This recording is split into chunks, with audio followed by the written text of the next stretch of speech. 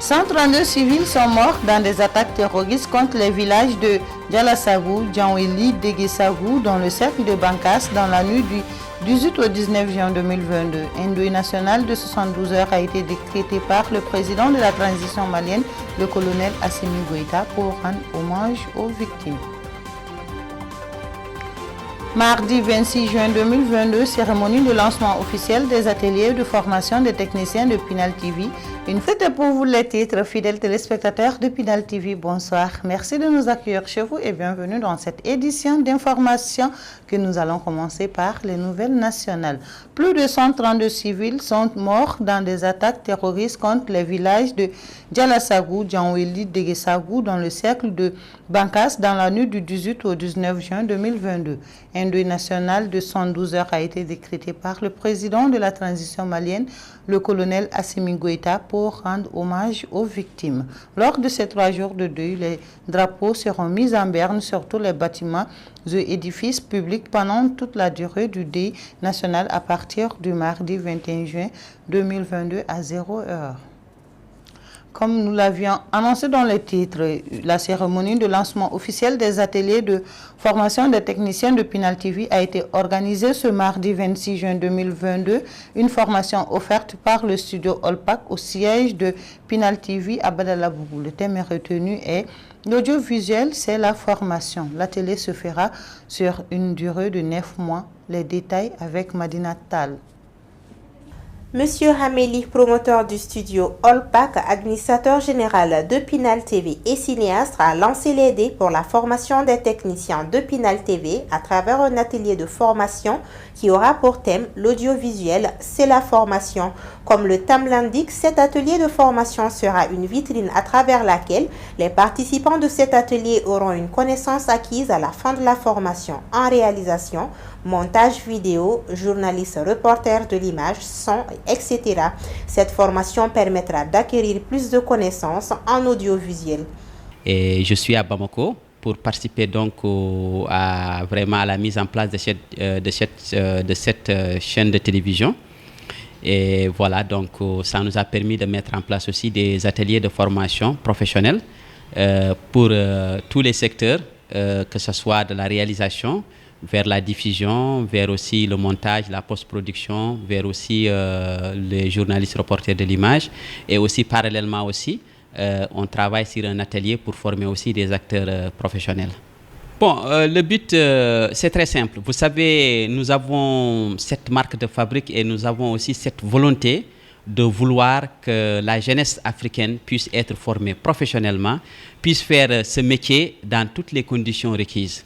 Même s'ils n'auront pas beaucoup de moyens pour faire des projets, mais nous allons essayer de les apporter donc les moyens locaux qu'ils peuvent trouver pour faire des projets.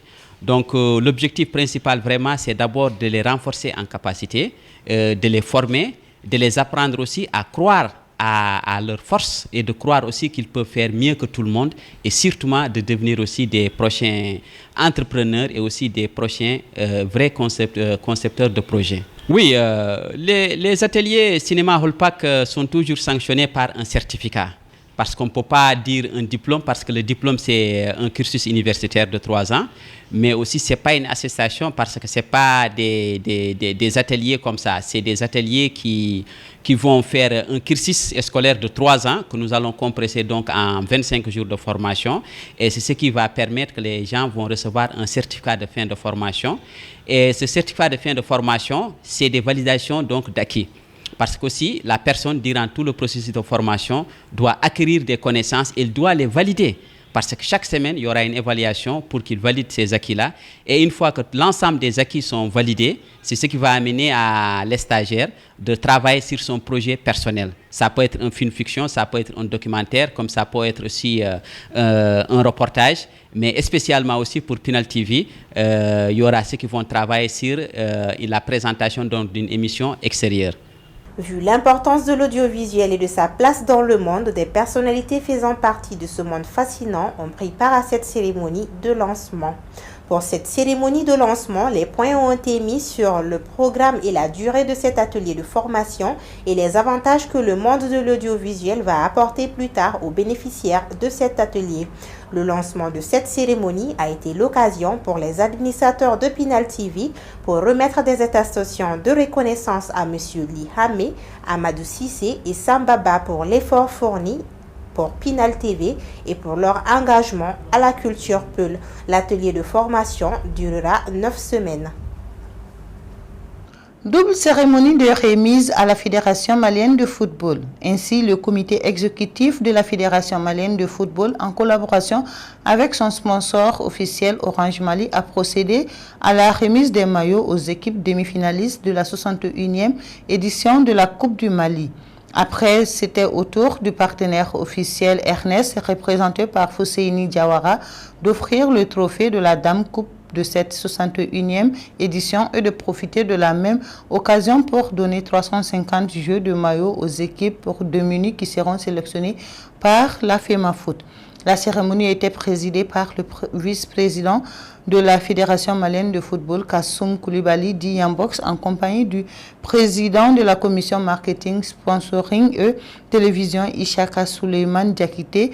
Pour cette année également, la FEMAFOOT entend mettre les petits plats dans les grands afin de rehausser l'éclat de cette finale qui est avant tout la fête nationale du football malien avec des invités de marque. Rappelons que la finale de cette 61e édition de la Coupe du Mali est prévue pour ce samedi 25 juin 2022 au stade Omnisport Modibo Keïta.